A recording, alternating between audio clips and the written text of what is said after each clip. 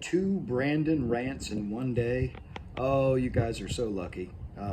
If I weren't me, I would be so happy to be you because you get to experience another rant. No, but I'm kidding. But in all seriousness, I'm kind of steamed about something, and it's this ridiculous situation. I've noticed this happen time and time again, and I see it on eBay too.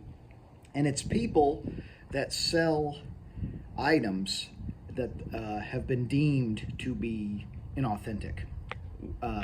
When, in particular, with packs, right? So there is a gentleman whose username is Beautiful Cards, who he has listed in several of the pack groups a lot of 87 Fleer basketball boxes, 88 Fleer basketball boxes, 79 Topps hockey boxes. Some good stuff. If it was authentic.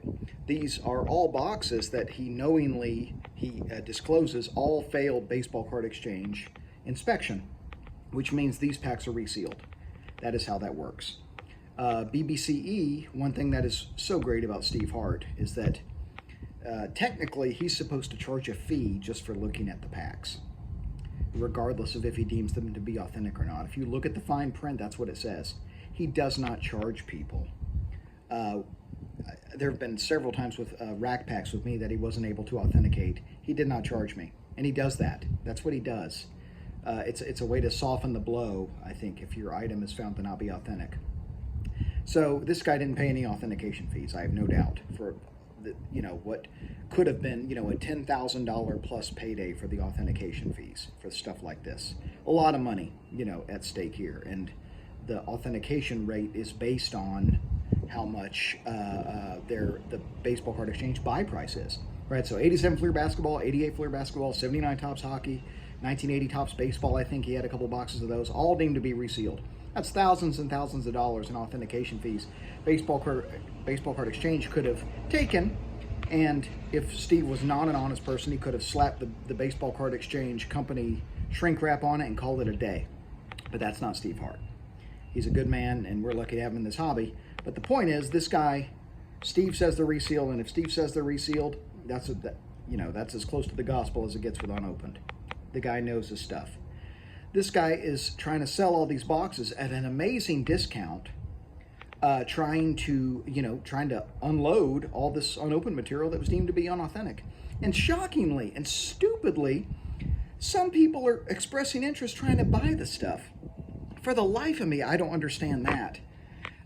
There's only one thing that you can do in this situation, if you're the person trying to sell this crap, is rather than continuing to perpetuate fraud and getting these resealed packs out into the sphere, well, they'll end up on eBay. They'll end up all over the place. Once you start selling resealed packs, they're going to end up. Some people are going to try to resell them, and so they're out there, and there's more bad packs floating around. The thing to do, cut your losses, rip the boxes open, and then maybe there's some cards inside where you can recoup some money, some raw cards, or maybe there's a few that are grade worthy. Who knows, right? That's the only responsible thing to do here, is to do that, rather than knowingly. When Steve Hart says they're resealed, that's good. You're disclosing it, I guess. That's better than not disclosing that. But it's shitty of you to be trying to sell these anyway, because all this does is perpetuate and lead to further cycles of fraud in the hobby, if you will.